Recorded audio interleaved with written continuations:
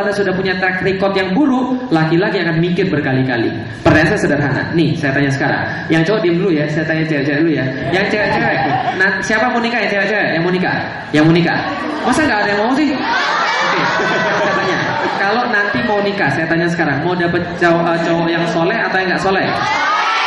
Pintar ngaji atau enggak? Bisa ngimamin? Mau? Mau dapat yang baik?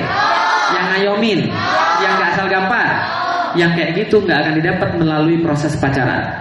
Sekali lagi ya, yang kayak gitu nggak akan didapat melalui proses pacaran. Nah kenapa? Laki-laki yang baik nggak mungkin muncul dari proses pacaran. Contoh, nih di sebelah saya ada cewek, dia belum sama sekali belum halal bagi saya.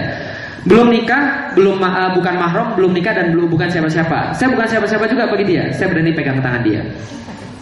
Terus mana saya bilang, I miss you, I love you, I need you dan sebagainya. Taruhlah ya. Padahal belum ada ikatan apapun.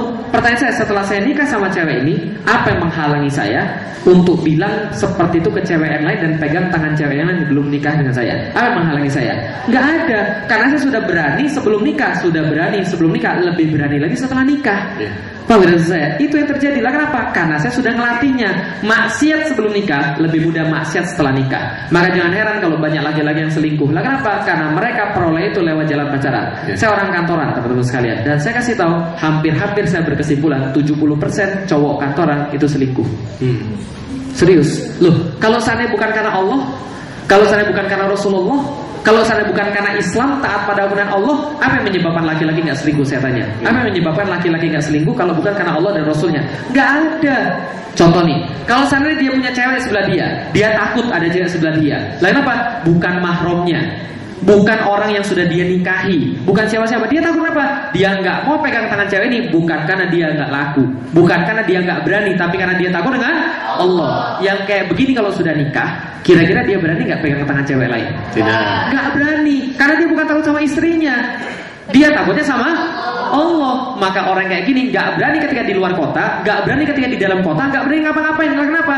Karena dia tahu Allah selalu lihat. Istri saya nggak pernah telepon saya, tapi di mana? Sama siapa? Nggak pernah. Kenapa? Karena dia tahu suaminya nggak pernah maksiat ketika sebelum menikah, maka dia insya Allah nggak akan maksiat sesudah menikah. Nah kayak gitu baru dicari. Paham ya saya? Maka ketaatan orang terhadap Allah itulah jaminan yang paling baik. Itulah kemudian pengenalan yang paling baik. Karena orang bilang, pacaran, kalau nggak pacaran kan nggak saling kenal. Pertanyaan sederhana, Anda mau kenalan berapa lama? Lama banget itu kan ya. Kadang-kadang berapa? Kadang-kadang 6 tahun, 9 tahun itu pun belum tentu jadi. 9 tahun kenalan, itu kenalan atau kredit motor? Lah kenalan tuh nggak perlu begitu. Lah saya tanya, pacaran membuat orang kenal atau enggak? Pacaran membuat orang kenal atau enggak? Enggak. Apa buktinya? Nih saya kasih bukti. Amerika, kurang nggak mereka pacaran? Kurang nggak orang-orang Amerika pacaran? Nggak kurang. Dari umur 17 sudah tidur sekamar, padahal belum nikah. Banyak orang di antara mereka sudah punya anak baru nikah. Nggak kurang mereka pacaran. Tapi apa yang terjadi pada mereka? Kacau balau. Gara-gara mereka pacaran justru nggak saling mengenal. Angka perceraian mereka berapa? Di atas 50%. Belarusia, Ukraina di atas 70% angka perceraian mereka. Artinya mereka nggak kenal. Pacaran nggak membantu mereka setelah nikah jadi langgeng. Betul begitu? Di Indonesia banyak ceritanya. Sebelum nikah menghitung hari lagunya, engkaulah segala-galanya. Setelah nikah separuh jiwaku pergi. Ya? Selingkuh. Artinya dia nggak saling mengenal. Bisa paham kira-kira saya? Tapi insya Allah orang yang mengenal Tuhannya, insya Allah akan saling mengenal. Lah kenapa? Karena mereka standarnya sama. Ini saya ceritain yang terakhir ya. Saya ceritain sebelum kita break. Nah saya ceritain. Jadi saya sama istri saya kira-kira pacaran atau enggak? Pacaran atau enggak? Saya sama istri saya nggak pernah pacaran. Lah kalau nggak pacaran gimana bisa muncul cinta? Muncul cinta itu karena Allah. Muncul cinta itu karena Allah, dan muncul cinta itu karena terbiasa. Itu cinta. Lah gimana bisa jatuh cinta? Begini ceritanya. Kismis. Waktu itu hujan titik-titik. Namanya Bogor kan hujan titik-titik kan ya. Nah di IPB itu saya kan budidaya pertanian. Prakteknya di sawah. Kita kemudian ketika di sawah, ketika lagi hujan titik-titik di sawah, saya pakai payung. Tiba-tiba saya melihat ada seorang cewek. Seorang cewek dia nggak naik angkot, dia jalan kaki di hujan-hujan itu masuk ke sawah. Masuk sawah, jangankan jilbabnya diangkat, kaos kakinya aja dipakai masuk ke sawah. Dalam pikiran saya Pak, Masya Allah, taatnya dia pada Allah. Bahkan masuk sawah aja, dia nggak mau buka auratnya. Jadi nggak mau buka jilbabnya, nggak mau buka kaos kakinya, tetap mau taat dengan Allah. Padahal pikir saya, kalau dia kemudian pakai itu ke sawah, dan saya ngelihat kaos kakinya kotornya minta ampun, saya pikir, kalau saya jadi dia, saya jual tuh kaos kakinya setelah pulang dari sini. Nah kenapa? Nggak akan bisa dipakai lagi, kotor banget teman-teman sekalian. Tapi dia istiqomah menaati Allah. Dalam pikiran saya apa? Cocok untuk jadi calon istri saya, cocok untuk jadi calon ibu daripada anak-anak saya, kan itu kan ya.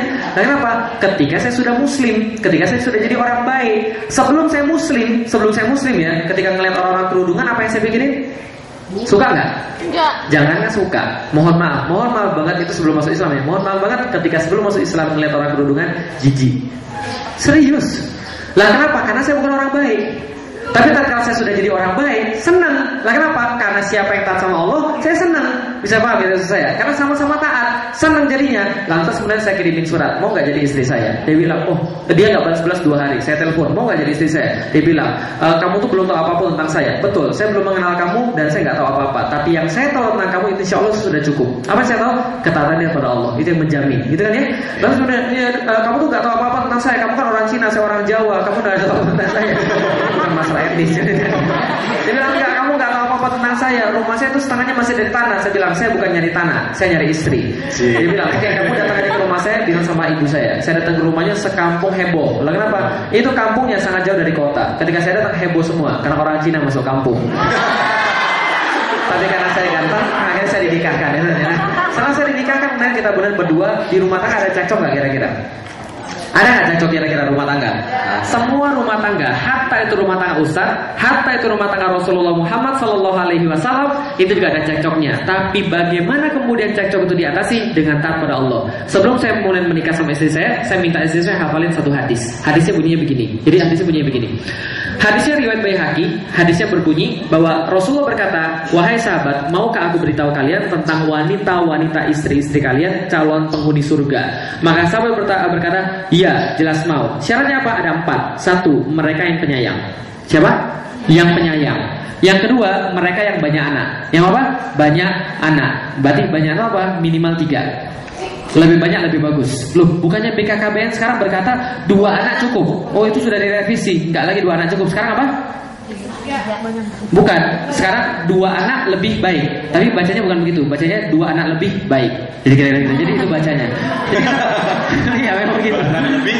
Lah karena masa cuma punya anak 2 doang gitu ya. Jadi Rasul aja suruh kita anak banyak kita lihat. Lebih percaya Rasul atau lebih percaya dengan manusia?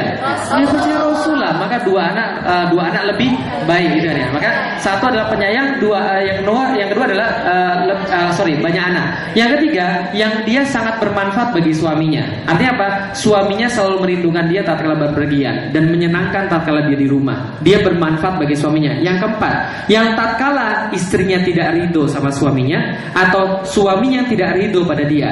Tatkalanya istri marah sama suaminya atau suaminya yang marah pada dia, maka saat itulah dia segera menghambur ke pangkuan suaminya, kemudian berkata pada suaminya, wahai suamiku, aku tidak dapat memejamkan mata sebelum engkau meridhoi aku. Romantis gak? Nah, romantis kan? Itu cuma ada di dalam Islam itu. Nah, tatkala saya minta istri saya ngafalin hadis yang tadi, tatkala kita ada cekcok di rumah tangga, cekcoknya sederhana. Kadang-kadang hal-hal yang kecil.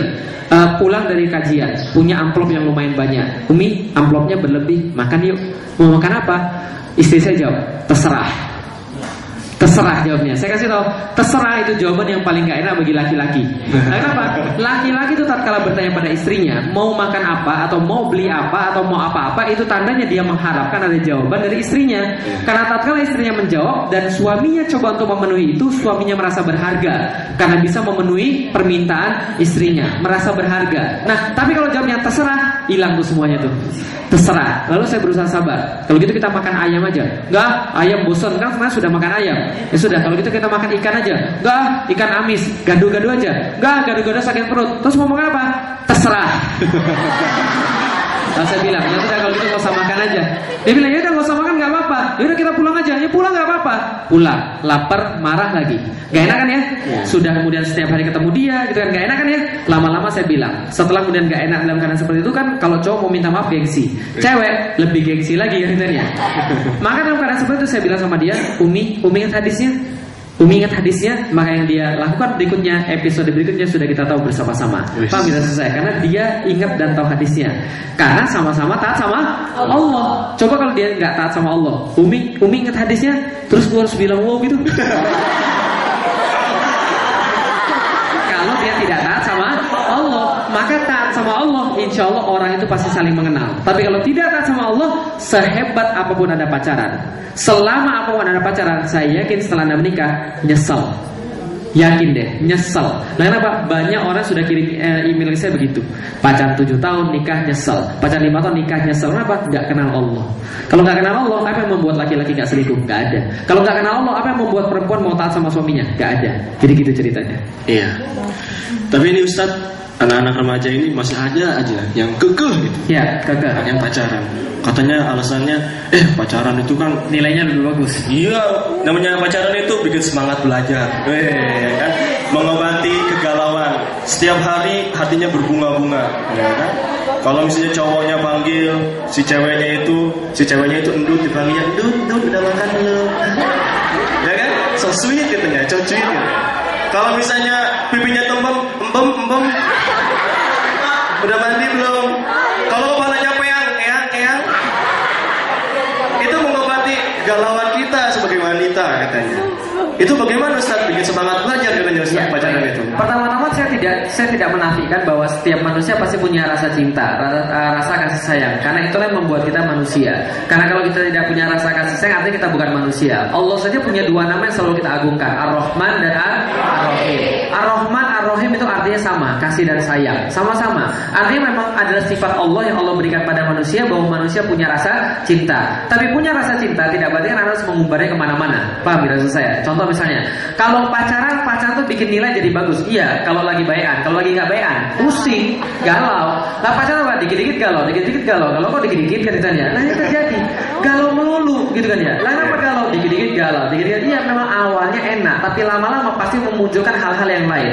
Galau berkepanjangan gitu kan ya. Dia kemudian seperti harus kita pikirin, enggak banget gitu kan ya. Nah kenapa? Karena justru pacaran bikin galau. Contoh, banyak nggak orang gara-gara putus pacar bunuh diri? Wah. Di Jakarta kemarin disiram air keras. Itu yang namanya cinta itu? Enggak, itu bukan namanya cinta. Dan saya kasih tahu, Anda mau cinta sejati atau mau cinta bohong-bohongan? Dan pacaran cuma menjauhkan Anda dari jodoh yang sebenarnya. Nah kenapa? Baik-baik ada cowok yang suka sama Anda, dia baik, dia taat pada Allah, dia mau ngelamar Anda. Ngeliat Anda dekat sama cowok lain, nggak jadi. Tanya saya nggak jadi.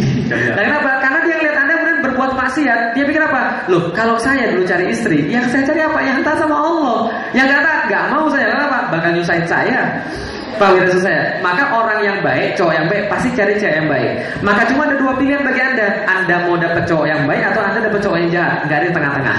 Dan cowok yang baik itu tidak akan didapat melalui metode pacaran. Jelas ya? Jadi kalau saya mau belajarnya lebih semangat gara-gara dia, berarti harus introspeksi. Jangan-jangan selama ini Anda belajar bukan untuk Allah, tapi belajar hanya untuk dia. Dan jangan-jangan dia juga yang sama. Tapi Ustaz, saya tuh mau sih putusin pacar, tapi pacar saya tuh ngancem mau bunuh diri Ustaz kalau saya putusin dia. Karena pacarnya begitu. Kalau saya kasih tahu, ada cowok yang itu, berarti cowoknya cemen.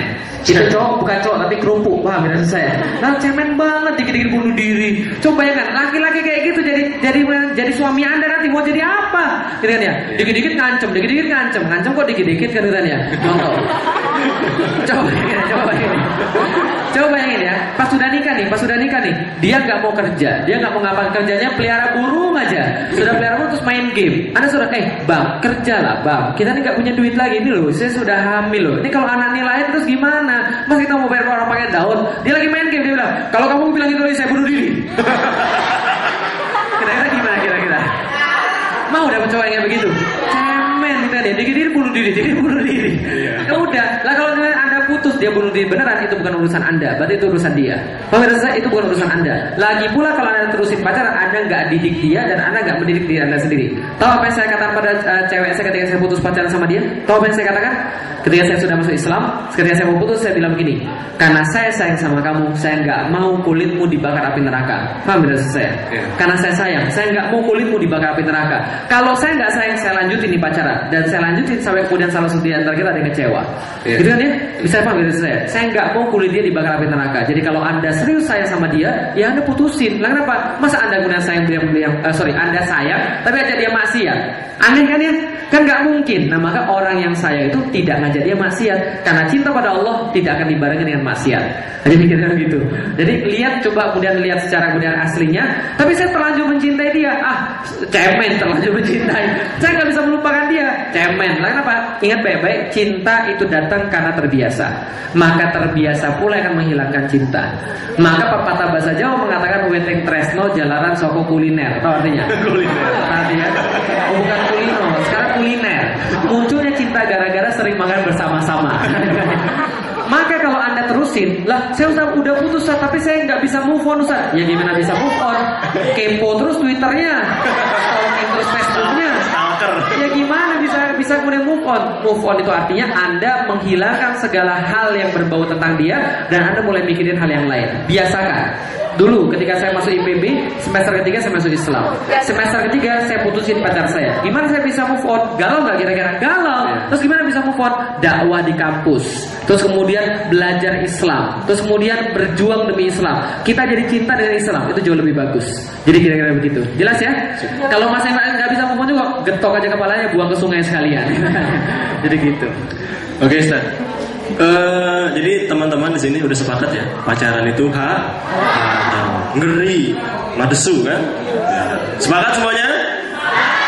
Oke, kita bungkus. Nah pertanyaannya, kita ini pengen nikah, bener nggak? Iya. Mau nikah nggak? Yang mau nikah? Terus gimana kalau nggak pacaran? Ya, bagaimana pacaran kalau nggak nikah? Saya minta nikah pada bapak saya ketika berumur 18 tahun. 18 tahun, saya minta nikah karena saya nggak mau maksiat. Jadi ketika 18 tahun saya masuk Islam, saya punya pacar. Langkah pertama sebelum saya putusin adalah saya bilang sama bapak saya mau nikah sama dia. Walhasil saya langsung mau diusir sama bapak saya dari rumah. Nah kenapa?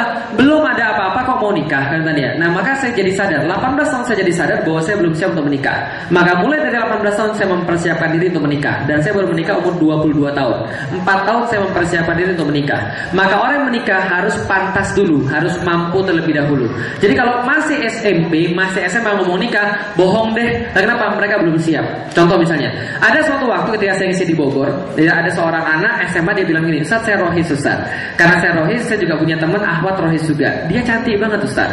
Dia cantik dan dia orangnya taat sama Allah Ustaz. Sayang banget kalau dia diganggu sama cowok-cowok lain. Supaya dia nggak diganggu sama cowok-cowok lain, Ustaz, saya menghitbah dia. Saya menghitbah dia. Hitbah itu adalah proses dalam jadi gini, proses dalam Islam sebelum nikah ada hitbah dan ada ta'aruf. Hitbah itu apa? Pernyataan bahwa saya pengen engkau menjadi pasangan saya untuk hidup kelak. Itu adalah hitbah. Bilang sama dia. Nah kalau sudah hitbah, datang ke bapaknya. Kalau bapaknya sudah setuju dan sudah ditentukan tanggal nikahnya dan sudah ditentukan kemudian segala macamnya, baru ta'aruf. Ta'aruf itu apa? Persiapan sebelum menikah. Perkenalan, ta'aruf. Tapi tanpa kholwat, bukan pacaran Islami ya, bukan ya. Nah jadi ketika sudah hitbah, nah ini cowok masa SMA sudah hitbah. Lalu saya tanya, kamu mau nikahnya berapa lama lagi? Dia bilang nikahnya 6 tahun lagi Ustaz, setelah lulus daripada kuliah. Saya bilang itu bukan hitbah, itu modus namanya. Nah, jangan-jangan kamu cowok jahatnya katanya. Nah kenapa? Karena dia ngetek. Ngetek itu bukan perilaku cowok yang bernyali, bukan perilaku cowok jantan. Ngetek, tahu ngetek? Ngebooking. Kita lihat ngebooking. Ini punya saya nih, jangan macam-macam. Itu bukan, itu justru jadinya nanti pacaran Islami. Kita lihat. Contoh apa? Pacaran yang dipoles agar kelihatannya syar'i, padahal enggak. Contoh, pacaran Islami. Tahu pacaran Islami? Enggak. Tahu pacaran Islami? Seringkali ini juga muncul di kalangan aktivis-aktivis dakwah ini. Contoh pacaran Islami. Pacarannya dimulai dengan basmalah lalu diakhiri dengan hamdalah. Dan pacarannya di tempat-tempat yang mustajab, seperti pinggiran masjid, pelataran masjid, atau di bawah beduk, kedengarannya. Itu dan waktu-waktunya mustajabah, sepertiga bulan terakhir. Dan kalau SMS Islami. Assalamualaikum Ukti, jangan lupa ya kita sudah sampai ke juz 3. Malam ini kita tadarus bersama ya. Yang lagi-lagi, Assalamualaikum Akhi, jangan lupa ya malam tahajud bareng yuk. Gak ada ya, gak ada yang namanya pacaran Islami, gak ada. Itu modus namanya. Nah, artinya adalah apa? Jangan juga terjebak pada pacaran Islami. Harus kalau sudah pantas, sudah mampu, barulah menikah. Contoh sudah pantas dan sudah mampu apa? Cuma satu standarnya. Sudah pantas dan sudah mampu kalau Anda bisa meyakinkan orang tua Anda dan bisa meyakinkan orang tua dia. Itu adalah standar pantas. Berarti kalau Anda belum bisa meyakinkan, berarti Anda belum pantas. Contoh, Anda mau nikah misalnya, oke, saya sudah punya cewek yang pantas, baik, dan dia cakep, taat. Saya mau nikah dengan dia, oke. Dan datengin bapaknya, bilang, Pak, saya mau nikahi anak bapak. Bapaknya bilang, dari Hong Kong. Berarti Anda belum pantas. Ya, jelas ya. Tapi kalau Anda sudah datang kepada orang tua bilang, oke, kapan Anda mau menikah? Tanggal ini, bulan ini, tahun segini. Bapaknya mulai setuju, Anda setuju? Oke, berarti Anda sudah pantas. Dan dia pun sudah pantas. Jelas ya? Jadi itu kemudian kadang kepantasan. Jadi kalau sudah pantas baru saya jelaskan tentang hibah dan ta'aruf. Oke. Silahkan. Oke, Ustaz. Ini Ustaz kan menulis buku tentang udah putusin aja, ya. Itu tujuannya apa, Ustaz? Nulis buku itu? Ya, tujuannya sudah jelas. Jadi sekarang kita banyak dibombardir. Seperti kata Bu Yani tadi, kita dibombardir dengan budaya-budaya asing. Dan budaya-budaya asing ini muncul dengan 3F kalau disederhanakan. Food, fun, fashion. Food itu makanan, banyak sekali makanan-makanan tidak halal di sekeliling kita.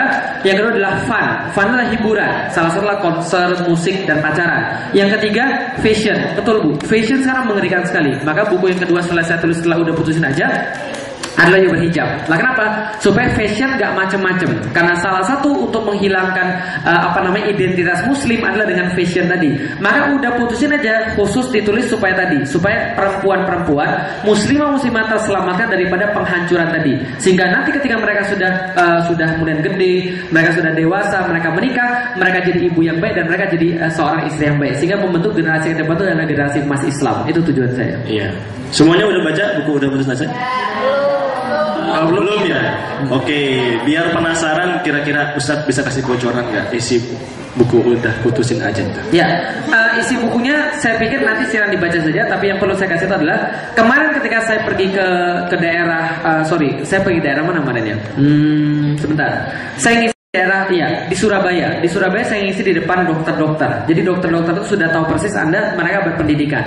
Setelah pulang dari situ ada seorang dokter, ada seorang calon dokter yang bertanya pada saya, Ustaz, pacaran itu halal atau haram?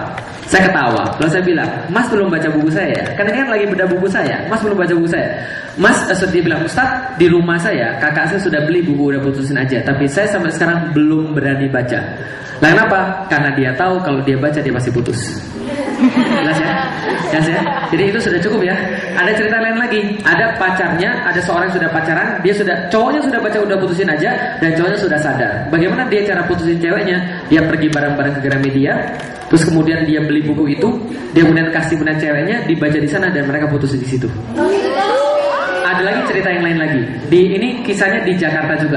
Ada seorang cewek sudah baca udah putusin aja. Nah setelah dia baca udah putusin aja, langsung dia telepon cowoknya, dia bilang kita putus. Cowoknya kemudian bilang, kok kamu tiba-tiba putus?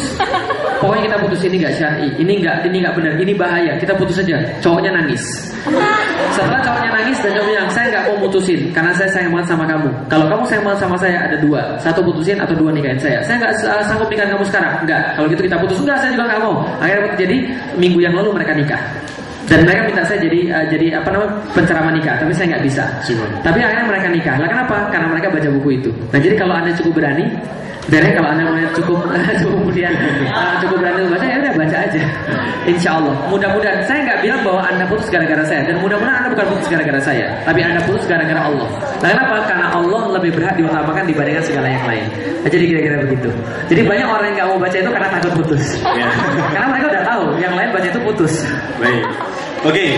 Ini kayaknya kita semakin memanas ya pembahasan kita hari ini. Mungkin lebih panas lagi kalau ada tanya jawab. Nah, mungkin dari teman-teman di sini ada yang ada unek-unek dalam hatinya, pengen diungkapkan, pengen ditanyakan, ya. Silakan. Silakan. Ada waktu sekitar 7 menit. Dua penanya terlebih dahulu. Iwan dulu ya. Iwan mana? Ayo. Ya, itu dan satu lagi. Tadi yang paling dulu yang pakai kerudung abu-abu ya. Ya, oke. Silakan. Nama saya Abdul Walid. Saya mau bertanya, menurut Islam kalau misalkan kita jadi orang tua, kalau anaknya kena seks bebas, itu gimana? Oke. Itu aja ya. Ya, baik, terima kasih. Terima kasih. Wassalamualaikum warahmatullahi wabarakatuh. Waalaikumsalam warahmatullahi wabarakatuh. Ya. Oh ya, saya jawab dulu ya. Oke. Baik, jadi gini. Kalau kita adalah orang tua dan kita punya anak yang terkena seks bebas, lalu bagaimana? Jadi gini, di dalam Islam yang paling diutamakan adalah langkah-langkah preventif, bukan langkah-langkah kuratif, langkah pencegahan bukan pengobatan. Maka Islam dari awal menyuruh orang tua agar dekat dengan anak. Apa contoh dekat dengan anak? Bahwa anak dan ibunya, anak dan bapaknya itu sering ngobrol. Siapa yang terakhir kali ngobrol sama bapak ibunya berdua? Gak ada kan ya? Siapa yang sungkan kalau ada bapak dan ibunya? sungkan, nggak enak rasanya. Contoh, Anda kalau pas ngambil rapot kan harus dengan bapak ibu Anda kan ya? Iya. Nah, Anda merasa nggak ada rasa nggak enak kalau ada bapak ibu dan ada teman-teman kita? Nah, Oke, semua pasti merasa begitu, sungkan. Iya. Karena kenapa? Karena kita nggak dekat dengan bapak ibu kita. Kapan ada yang terakhir kali meluk bapak ibunya? Yang terakhir kali meluk bapak ibunya? Ada yang masih meluk bapak ibunya? Sudah nggak ada.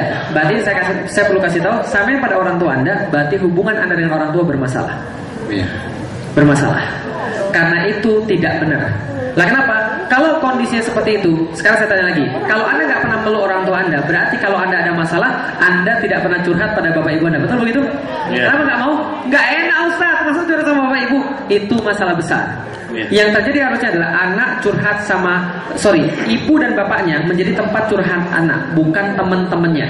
Nah, berarti sampean pada orang tua Anda, Ustadz Felix Shaw bilang harus lebih banyak menghabiskan waktu buat anak-anak. Karena waiting travel jalanan soko kuliner tadi. Yeah. Maka rasa cinta antara ibu dan anak itu muncul karena mereka sering bersama-sama, bukan bersama-sama diem-dieman, tapi bersama-sama ngobrol. Dan saya juga seperti Anda, bahkan lebih parah. Orang tua saya didik saya lebih parah, nampar, pakai ikat pinggang, pakai lempar kursi, gitu. Tapi sekarang saya kemudian memperbaiki hubungannya dengan cara apa? Tidur bareng-bareng. Hah, tidur bareng orang tua? Iya, di hotel. Karena ketika saya berpergian, beliau berpergian, saya satu kamar, kita ngobrol bareng-bareng. Itu mencairkan suasana. Dari yang awalnya, saya merasa apa? Saya ini kayak berkepribadian ganda.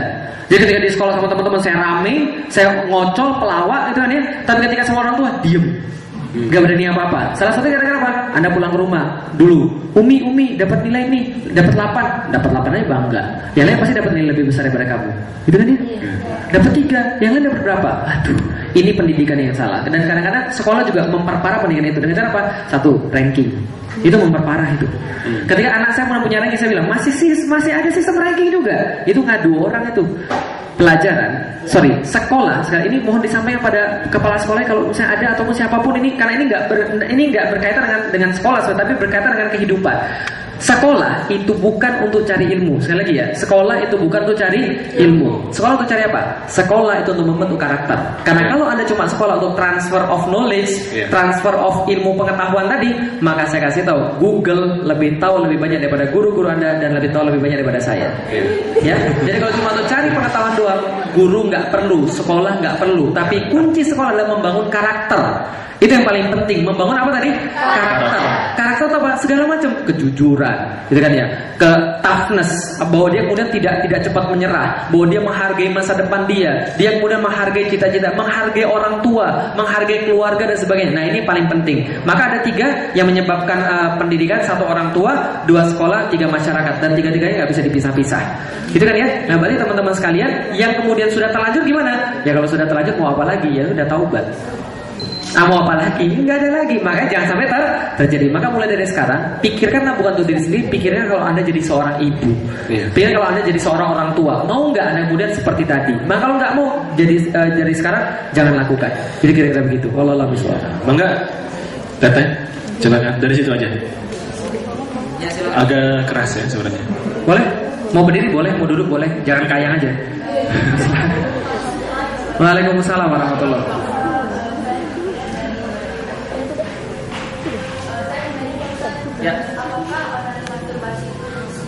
Ya, onani atau masturbasi termasuk zina. Jadi gini ceritanya. Banyak di antara anak-anak muda ini penyakitnya pasti. Ya, memang ya kita gak usah terlalu tabu ya. Jadi gini, tadi sex education saya belum jawab. Sex education itu ada beberapa yang bagus, ada beberapa yang nggak bagus. Dalam beberapa kasus, sex education malah membuat anak-anak jadi tahu yang maksudnya mereka nggak tahu. Jadi sex education yang paling bagus adalah dilakukan oleh orang tua. Karena mereka yang paling tahu yang anaknya butuhkan apa. Bukan guru-guru di sekolah dengan cara gebiah uyah, kalau kata orang Jawa, disamaratakan, bukan begitu. Nah, jadi oke, contoh tentang masturbasi. Masturbasi itu adalah, sudah ada tahu masturbasi ya? Onani masturbasi belum tahu. Aduh, jadi susah begitu. Jadi ya pokoknya itulah ya. Jadi onani atau masturbasi hukumnya dalam Islam haram. Itu sudah disepakati oleh para ulama. Lah kenapa? Karena ulama-ulama mengatakan yang termasuk dan yahfazna furujahunna, menjaga kemaluan adalah tidak menggunakan itu kecuali untuk kemudian hal yang memang dibolehkan. Kan di dalam surat An-Nur ayat 31 kan gitu kan ya. Qul lil mu'minat yahdudna absarihinna wa yahfazna furujahunna, menjaga kemaluan mereka. Artinya menjaga kemaluan adalah tidak melakukan itu, tidak melakukan kecuali memang yang sudah diperintah Allah. Yang diperintah Allah apa? Hubungan suami istri, itu diperintahkan Allah. Tapi selain hubungan suami istri, nggak boleh. Ya, bisa dipahami ya, kita selesaikan ya. Tapi kalau nafsu gimana? Kalau nafsu gimana? Kalau nafsu gimana? Saya kasih tahu, nafsu itu karena Anda sering bayang-bayangin dan karena Anda punya pemicunya. Maka jangan munculkan pemicunya.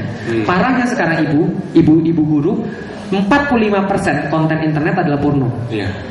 45% konten internet adalah porno. Dan apalagi yang kemudian kita bisa lihat, 35% yang di-download oleh anak-anak adalah pornografi. Wajar kalau mereka nafsunya muncul dan wajar kalau pelariannya seperti tadi. Nah, maka jangan kemudian melakukan pemicu-pemicunya tadi. Nah, jadi kira-kira begitu. Jadi itu tidak diperbolehkan di dalam Islam. Termasuk zina atau tidak? Tidak. Tapi termasuk perkara yang haram. Jadi kalau zina itu sudah saya katakan ya, masuknya kemaluan laki-laki pada kemaluan wanita. Seperti masuknya pedang ke dalam sarungnya. Jadi seperti itu. Jadi kalau selain itu bukan zina. Tapi ada zina mata, zina hati, zina telinga. Nah, itu termasuk zina dalam konteks kontekstual, bukan zina dalam tekstual. Bingung ya? Jadi gini deh. Zina sebagai perumpamaan. Jadi dosanya seperti zina tapi bukan zina. Karena kalau zina nanti efeknya berbahaya. Dijilid. Kalau perempuan yang belum nikah, laki-laki yang belum nikah, zina itu dijilid 100 kali, dicambuk 100 kali kalau dalam Islam. Kalau sudah menikah, dirajam. Gitu kan ya? Nah, jadi kalau yang kayak tadi bukan termasuk zina. Wallahu a'lam. Silakan. Baik, ada lagi? Yang iman dulu ya. Silakan. Silakan. Pertanyaan terakhir ya. 2 pertanyaan terakhir silakan. 2 pertanyaan terakhir. Karena setelah ini saya mau pacaran dulu sama istri. Iya, silakan. Ya, selamat siang semuanya ya. Saya ingin bertanya tentang apa? Nama saya Aeng dari SMK PG 1 Bogor. Ya, saya mau tanya, apakah ini merupakan ciri-ciri akhir zaman, akhir dunia ini? Dahulu orang dulu itu ya nikah dulu baru pacaran. Tapi sekarang pacaran dulu baru nikah, dulu baru nikah. Jelaskan? Ya. Nah, Itu yang aja. kedua, yang kedua, bagaimana tanggapan Kokoh? Ada seorang wanita yang bekerja di sebuah instansi perusahaan dan dianjurkan memakaikan pakaian minim. Bagaimana tanggapan si Kokoh ini? Itu orang Cina. Oke, mau digabungin langsung? Boleh? Silakan ya, Ahmad. Satu terakhir, silakan. Boleh, silakan. Assalamualaikum warahmatullahi wabarakatuh. Waalaikumsalam. Nama saya Yuliana dari SMK PGRI 1. Gini Pak, mau tanya, jika ada seorang laki-laki mengungkapkan anak uhibu ilaiki pada seorang perempuan, ilaiki kepadanya dong. Ilaiki, oke. Ya.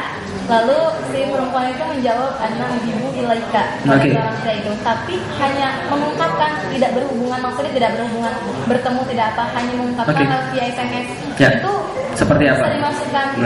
Ini maksudnya itu seperti zina hati, masuk zina hati atau tidak? Itu aja. SMS doang. Baik, terima kasih.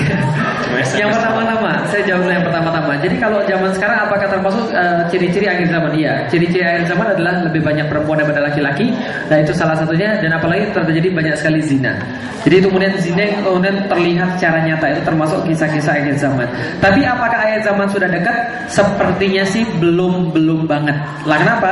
Karena Allah menjanjikan, Rasul juga menjanjikan bahwa sebelum akhir zaman Islam akan kembali bangkit.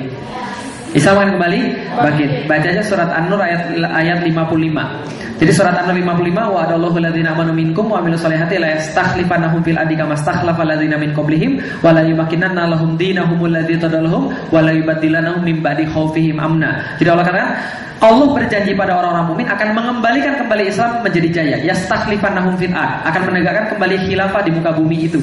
Akan menegakkan kembali kemudian kekuasaan Islam di muka bumi itu. Dan kemudian menjadikan muka bumi aman, Islam aman, dan menggantikan posisinya takut menjadi aman.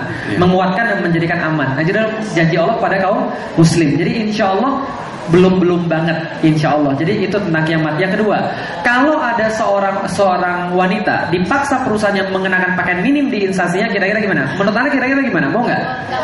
Pertanyaan saya sederhana, Anda dibayar berapa sih untuk melakukan seperti itu? SPG itu dibayar berapa? SPG dibayar berapa? 2 juta. Oke, pertanyaan saya, 2 juta itu bisa dipakai makan apa? Habis nggak 2 juta? Habis. Surga Allah bisa dibeli dengan 2 juta? Tidak. Oke. Ingat kata-kata Umar bin Khattab. Kalau Anda lagi capek melakukan satu hal demi Allah, ingat kata-kata Umar bin Khattab. Umar bin Khattab berkata, lelah karena menaati Allah itu hilang. Lelah karena menaati Allah itu akan hilang, tapi pahalanya tetap. Ya, lelah karena menaati Allah itu akan hilang, tapi pahalanya tetap. Nikmat maksiat itu akan hilang, tapi dosanya tetap. Jadi kalau Anda kemudian melihat ada cewek, kemudian dia mau kemudian untuk jadi SPG dilihatin sama cowok, pertanyaan saya, SPG mobil itu yang sering ditawar mobilnya atau ceweknya? Ceweknya. Yang sering dilihat ceweknya atau mobilnya? Ceweknya. Karena mereka normal. Paham ya? Nah jadi cowok-cowok itu sudah tahu, cewek-cewek itu sudah tahu bahwa badan mereka bisa menarik laki-laki. Dengan kata lain, kalau ada yang begitu, jangan mau. Tapi terpaksa Ustaz, seterpaksa-terpaksanya enggak. Nah kenapa? Allah yang punya dunia, Allah yang punya segala macam loh di muka bumi ini. Masa jamin seorang yang mukmin aja Allah nggak bisa ngeremehin Allah itu? Nah pasti bisa. Kalau kita mau, insya Allah bisa, pasti bisa. Oke ya, itu yang kedua ya, sudah ya. Yang ketiga ya. Tadi tentang apa tadi? Oh iya, anak uhibbuki fillah atau kemudian anak uhibbuka fillah, balas-balasan SMS kira-kira gimana? Ingat, pacaran yang haram itu bukan kata pacarannya, tapi aktivitas-aktivitas di dalamnya. Berarti kalau seandainya kemudian aktivitasnya sama kayak pacaran, padahal katanya nggak pacaran, sama aja. Ustaz kita cuma kakak adik kok Ustaz, modus. Besok-besok ada kakek nenek, ada cucu sama kakek gitu kan ya. Manggilnya Mimi, Pipi. Nanti kalau sudah putus jadi ini dong, janda dan duda dong, gitu kan ya. Nah, maka kalau yang kayak gitu-gitu lebih baik tidak usah dilakukan. Nah, kenapa? Karena ini menerbitkan sebuah harapan, dan harapan itu akan menerbitkan hal-hal yang lain. Ada yang SMS, ana uhibbuki fillah, diemin aja. Nah kenapa? Hal yang paling bagus yang Anda lakukan cewek-cewek untuk menagih cowok-cowok yang iseng adalah diemin aja. Karena kalau Anda respon, dia akan respon lagi. Anda responnya kasar, dia akan respon lagi. Karena cowok-cowok tuh antenanya udah putus. Jadi mereka tuh gak sensitif, paham gitu maksud saya? Cowok-cowok tuh gak sensitif. Kalau cewek tuh sensitif. Cewek, ada cowok yang suka sama dia tahu karena dia sensitif. Cowok tuh gak sensitif. Cewek marah sama dia kira suka. Cewek baik sama dia kira suka juga. Nah lebih baik diemin aja gitu ya. Jadi diemin adalah yang terbaik. Gak usah dibalas, gak usah direken, gak usah ditanggepin gitu ya. Kalau perlu anak mau buki villa, kasih bapaknya, Pak ini ada cowok yang ngasih saya begini Pak.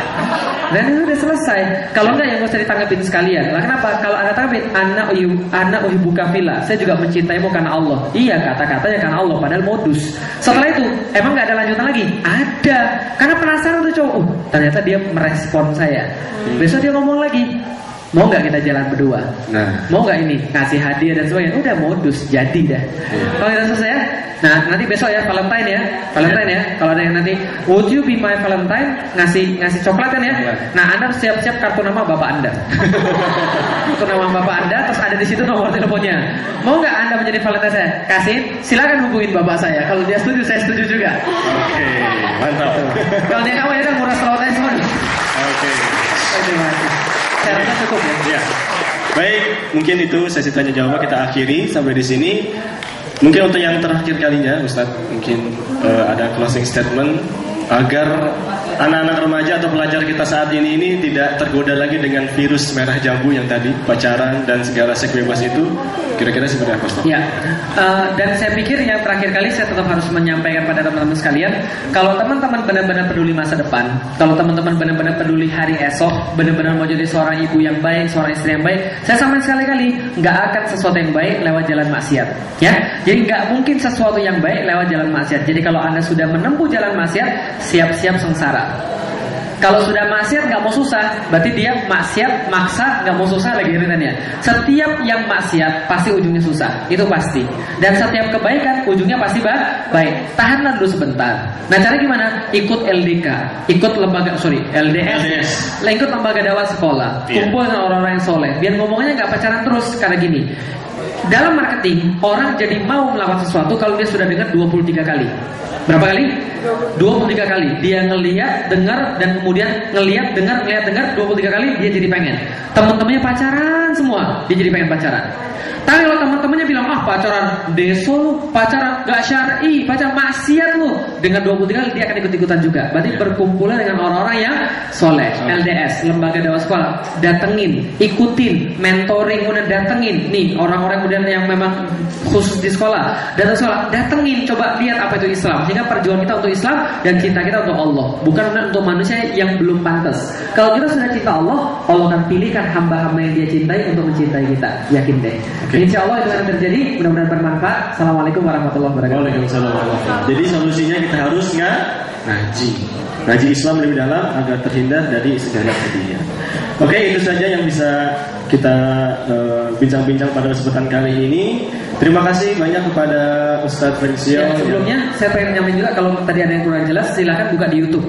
Di YouTube ada, coba ketik udah putusin aja, di situ ada beberapa yang bisa diambil. Kalau masih kurang juga silahkan beli bukunya atau pinjem bukunya juga boleh, silahkan, karena manfaatnya nggak akan berkurang walaupun dipinjem.